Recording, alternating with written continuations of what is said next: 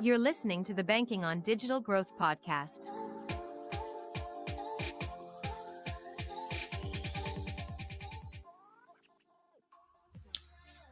Welcome back to another episode of the Banking on Digital Growth podcast. I'm James Robert Lay, founder and CEO of the Digital Growth Institute, where we are on a mission to help financial brands stop losing loans and deposits by guiding them through the Banking on Digital Growth program. Today's episode is part of the Real Solutions series. And before we get into today's conversation, I'd like to invite you to join over 300 other financial brand leaders, growth-minded leaders who are a part of the digital growth community, where they are committed to learning, connecting, and growing together. You can become a member in less than 60 seconds when you visit www.digitalgrowth.com/membership. Now, joining me for today's conversation is Zach Eychaner. Zach is the Vice President of Digital Experience at ELGA Credit Union. And today we're going to solve a real problem that he is experiencing right now that I know that many financial brand leaders are experiencing, particularly when it comes to digital growth, when it comes to digital transformation. Welcome to the show, Zach. Good to share time with you again. What is good in your world right now, personally, professionally? It's your pick to get started. Oh, personally, lots of good things happening. I have a great relationship with my kids. It's been outstanding. They've been having cool milestones to watch and to see going on. And my youngest just decided he wanted to catch up with some friends who've been playing in the band for 2 years. He's going into 8th grade, got a trumpet, and he's been doing YouTube videos, and he's trained himself. He can play multiple songs already. It just blew my mind. And then professionally, just really feeling like I'm finding my legs here at my new credit union. I'm 5 months in now, and really starting to feel like I've got a pretty good read on where I'm at and a clearer vision on kind of where we need to go. Well, I'm so happy to hear on both accounts. You talk about the band. So my two oldest are in the orchestra, and when the orchestra and the band get together, you get the symphony. And my oldest, he made all region. So he was actually the number 2 cello player out of all the 7th and 8th grade at about 5 school districts. And when the symphony came together, I'll never forget what my brother-in-law said. He goes, "It sounds like a movie soundtrack." And it was the most beautiful, like, I'm getting goosebumps just thinking about it, because it was just so, like, it hits you right here, right in the soul. And that's what I mean. Music is definitely, it is a language, and I think it can connect people even if they speak a different language verbally. We all can connect and resonate to music and to sound, and that translates too into the work that you're doing now. You're 5 months in, you're making progress, you feel really good, you feel really positive. What's something that you're working on right now that we could talk through together to help you break through a roadblock or to identify a new opportunity that might help others who are listening or watching here today? Yeah, one of the greatest things about ELGA Credit Union is kind of also one of the potential challenges, right? In that there's such a strong culture that people want to be a part of. A lot of people have a ton of tenure, right? They've been here for a long, long time, and this has been a credit union that has met people where they're at, has served the underserved, is a CDFI now, but has been doing this well before they ever got certified as that, right? And so you have a lot of people who've been here a long time, and they're on legacy technology and don't really have a vision to what could be possible. And they are experts at working with a hand tied behind their back, right? Like they know how to work around systems that maybe aren't maximized for what they're doing, and they do really well. But when I come in, the first person to lead digital experience with that title in the history of this credit union, it starts with the people, it starts with the processes, it starts with the procedures, right? We can get the best technology in the world, plug it in, and hope for the best, but we can push people into all the parts of it and create all these really, burdensome processes and friction points that just create a poor experience, right? So it's been really enlightening and it's been empowering to kind of go back and really share some different perspectives and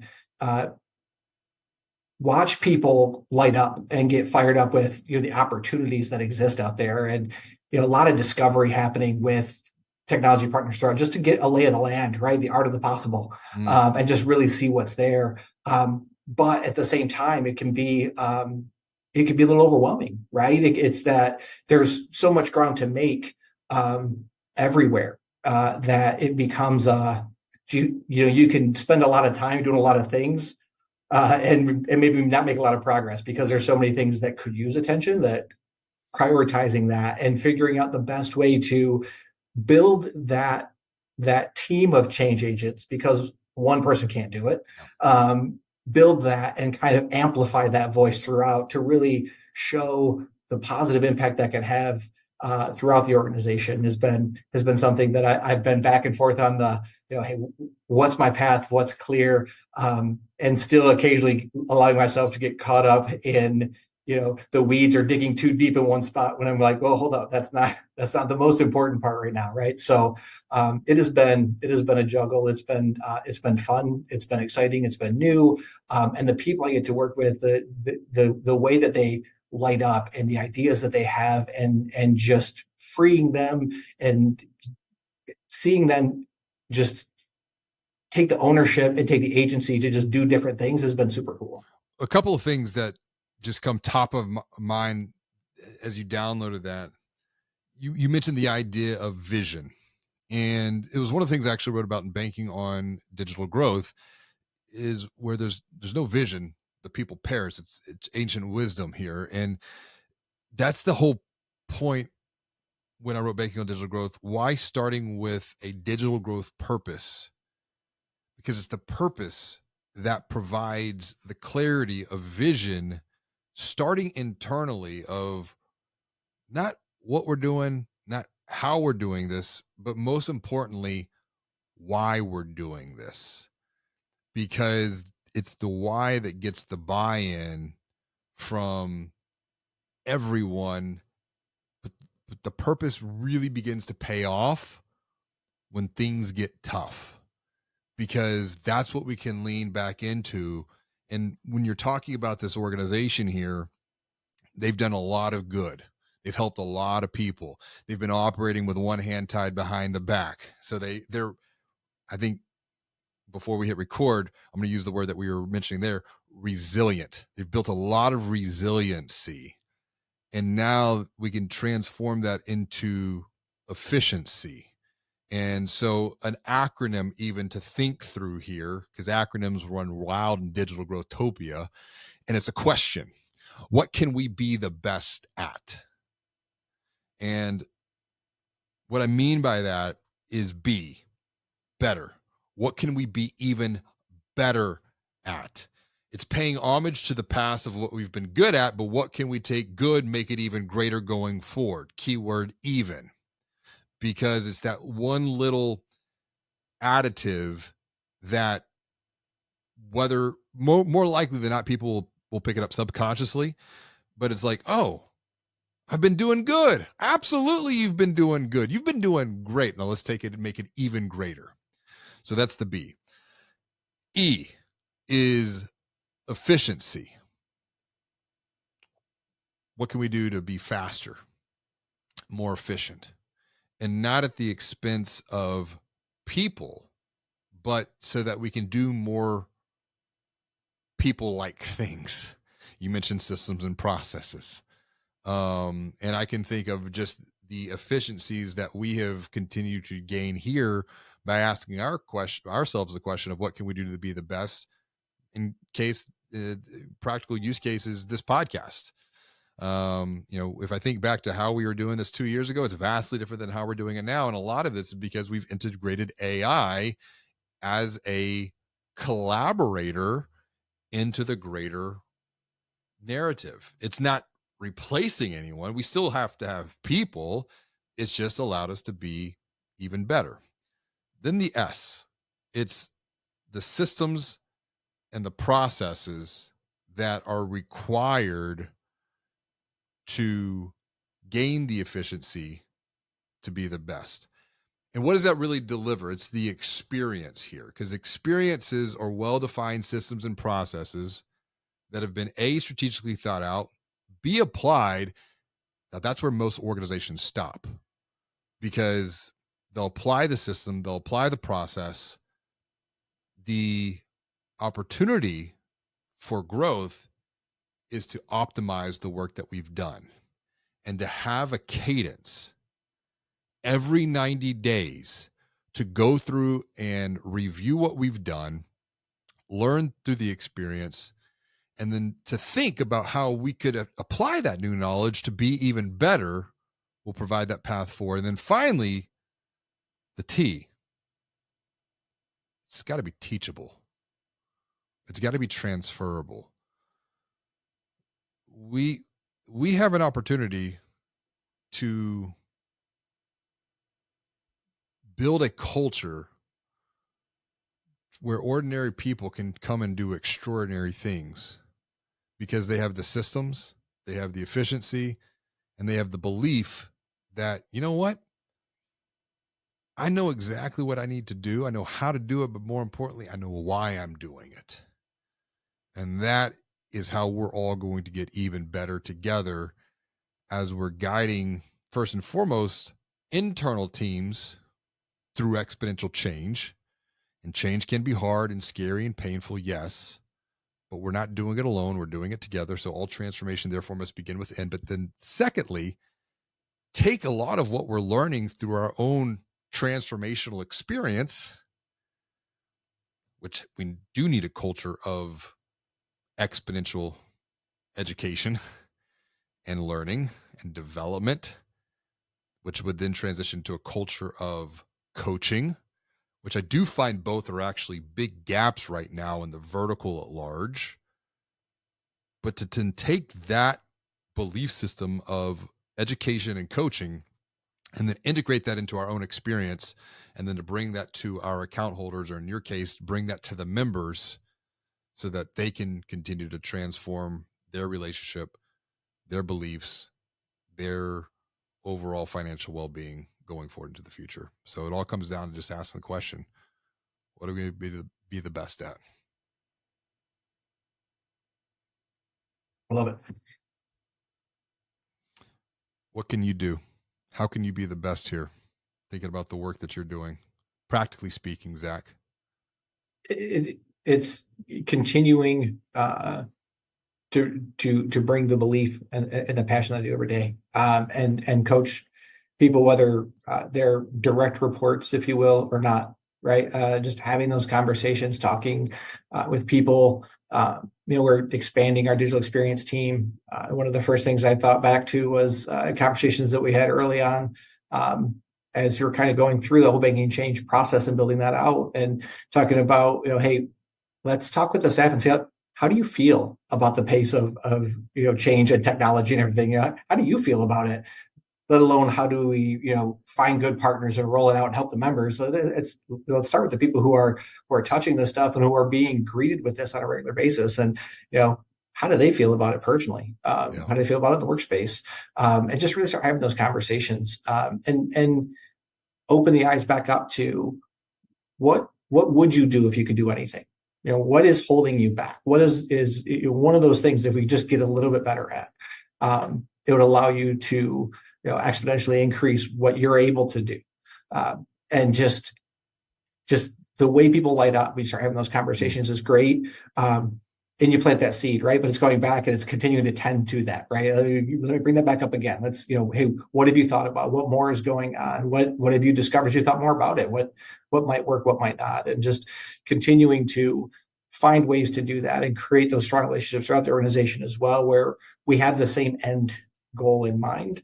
And that, it's not compliance versus risk versus digital, right? It's, we all have the same end goal, which is help as many people as possible while not giving away the credit union, right? Correct.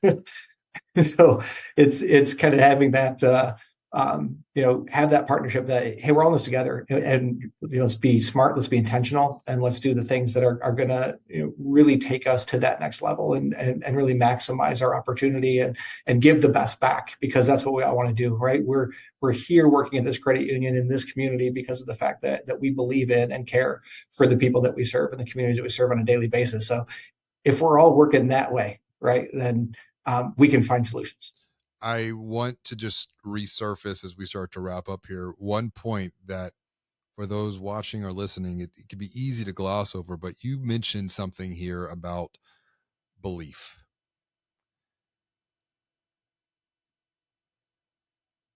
What you believe is going to directly impact how you move forward in this new whole age of AI. And so to go in and have the conversations, to just ask the question, well, how are you feeling right now? It might make some feel a little uncomfortable because they've never been asked that question before. But we're finding a tremendous amount of insight from our future growth index that we developed about 18 months ago. And a lot of this came from needing to have a quantifiable benchmark about how individuals and how teams feel about the future. Because if an individual or a team, and teams make up the organization, feel like their best days are behind them, that will create conflict going forward. A lot of this gets into the work of Carol DeWick with her book Growth Mindset. And I will tell you, we are identifying, and I can't, it's more anecdotal at this point, but the potential for fixed mindsets to be one of the greatest challenges and the greatest roadblocks for future growth within the vertical. And if you look at what a fixed mindset is, it's a limiting mindset. It's a limiting belief. And one who has a fixed mindset, they avoid challenges, they ignore feedback, they feel threatened when others are successful, they have a strong desire to look smart in front of their peers, they give up. But the good news of all of this is the growth mindset and the neuroscience that proves this. The brain is the neuroplasticity of the brain, the ability for the brain to rewire itself. And if you think about this idea of financial brand leaders struggling with a fixed mindset, well, how many of our account holders struggle with a fixed mindset when it comes to their relationship with money? They avoid challenges. They ignore feedback. They're threatened by the success of others. They have a desire to look smart. They try to keep up with the Joneses, the Kardashians. They give up easily. They don't try to budget. So what if we, as a team, starting with as an individual, what is we as an individual, then a team, then an organization, then an industry, we make a commitment to develop a growth mindset to where we're going to continue to persevere in the face of failure. We're going to build new skills. We're going to learn. We're going to take criticism, not personally, but it's a way to be even better. We're going to build our capability. We're going to collaborate. How might that belief then just naturally transition into the lives of our members, their families, our communities? What could that future look like? So, and a lot of this gets into the future growth index. How do you feel when you look at the future? Do you feel growth bound? Or are you stuck in the gap griping about problems? When you think about your organization and the future of your organization, do you feel growth bound or do you feel stuck in the gap griping about problems? When you think about your team, the future of your team, do you feel growth bound or you feel stuck in the gap griping about problems? Just asking those three questions, putting a numerical value on that, benchmarking that against the industry, and then getting the qualitative data into why people feel the way that they feel.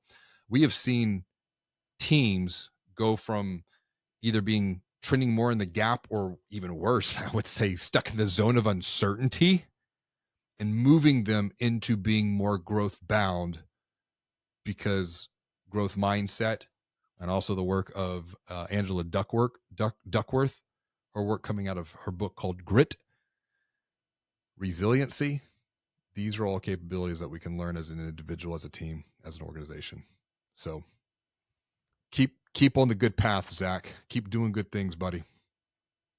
Absolutely. I plan to, and appreciate your ongoing support in ways you don't even know. Appreciate everything and the timely insights and everything. You constantly fuel me for staying focused and continuing to grow. So, Well, Zach, has been so good sharing time with you today on the podcast. For those watching or listening that want to just continue to connect and expand their network and connect with a growth-minded leader like yourself, what's the best way for them to reach out and say hello to you? hit me on LinkedIn. I'm out there. Connect with Zach, learn with Zach, grow with Zach. Zach, this has been a great conversation. Thanks again for joining me for another episode of the Banking on Digital Growth podcast. Appreciate you. Take care. As always, and until next time, be well, do good, and be the light.